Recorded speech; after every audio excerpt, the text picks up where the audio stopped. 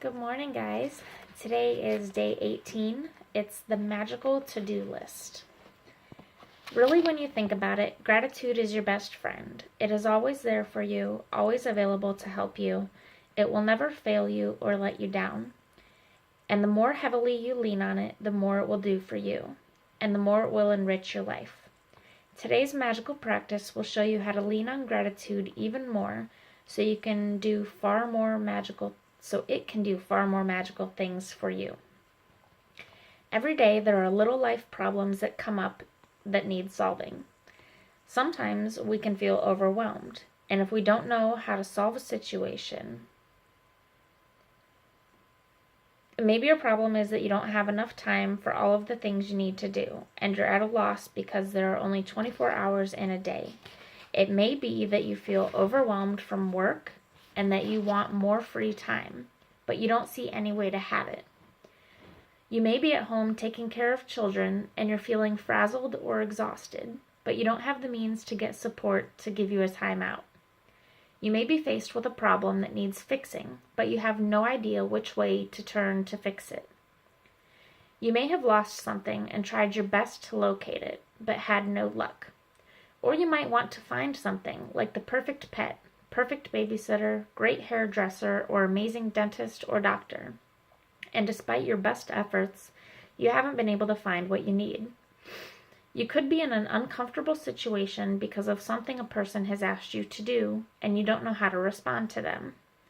Or you could be in some kind of dispute with someone, and instead of getting it resolved, things seem to be getting worse.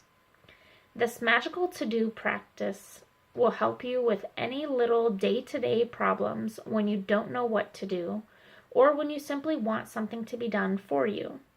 You will be amazed at the results. When you combine gratitude's magical power with the law of attraction, people, circumstances, and events will be rearranged to do what you want done for you. You will not know how it will happen or how it will be done for you, and that is not your job. Your job is simply to be as grateful as you can be for what you want done right now, as though it were done. And then let the magic happen. So today, create a written to-do list with the most important things you would like to be done or resolved for you. And title your list the Magical To-Do List. You might put things on your list that you don't have time to do or you don't want to do, along with any current problems, from the smallest day-to-day things to the bigger life situations.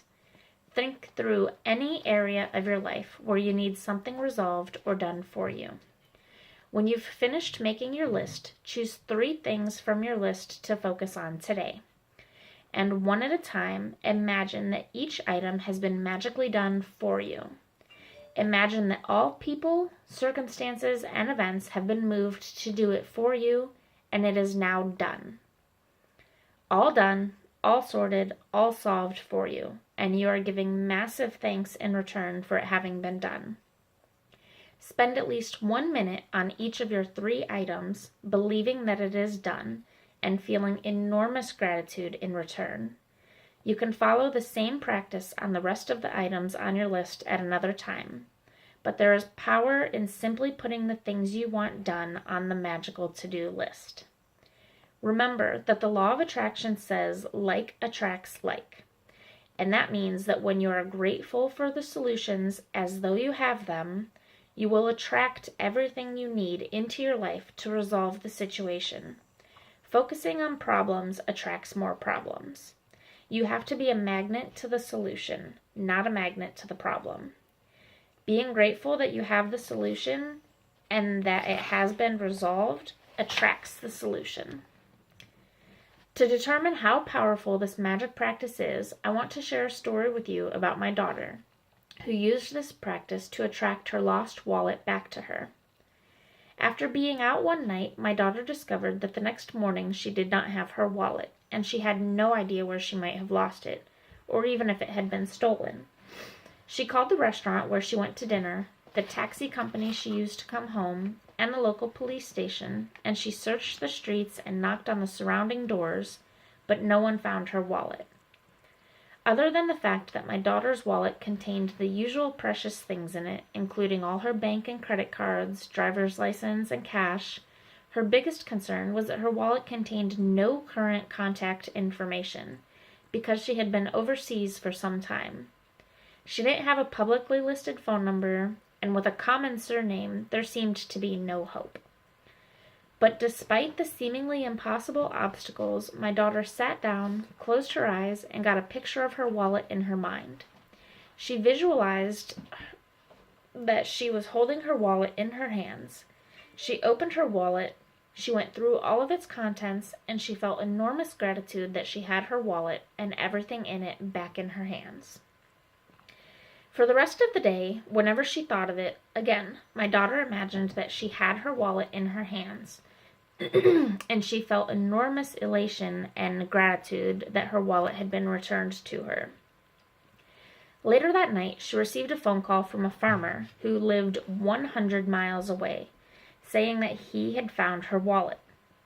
The extraordinary part of this story is that the farmer had found the wallet on the street outside my daughter's home in the early hours of the morning, and he immediately searched the wallet looking for contact details. He made several calls trying to find its owner, but to no avail. He gave up and drove back to his farm with the wallet. But while he was walking out in the fields at his farm, the wallet kept nagging and nagging at him, and he decided to search through it one last time. He found a small piece of paper with a man's Christian name written on it, and so he put the Christian name together with my daughter's surname and called directory assistance. There was just one listing for that Christian name and surname. The farmer called the phone number, and it was the home of my daughter's father. To this day, we do not know how the farmer got that number, because it is an unlisted number. We called directory assistance ourselves several times after this happened, and the response every time was, "Sorry, there's no listing for that name." From 100 miles away, through the most extraordinary sequence of seemingly impossible events, my daughter's wallet was returned to her intact. She fulfilled her part by being grateful that she had had her wallet back, and it must happen. Gratitude performed its magic, and it moved every person, circumstance, and event to return her wallet to her. The magical power of gratitude is available for you to use as well, and it always has been. You just have to discover it for yourself and learn how to use it. So today's homework is number 1, count your blessings, make your list of 10 blessings, write why you're grateful, reread your list, and at the end of each blessing say thank you, thank you, thank you, and feel as grateful for the blessings as you can. Number 2, create a written list of the most important things or problems that you need done or solved, and title your list the Magical To-Do List. Then choose 3 of the most important things from that list, and one at a time imagine that each thing has been done for you. Spend at least 1 minute on each thing, believing it is done and feeling enormous gratitude in return. And then, of course, tonight, just before you go to sleep, hold your magic rock in your hand and say the magic words, "Thank you," for whatever the best thing that happened to you during today was. I hope you all have a wonderful day today. See you tomorrow.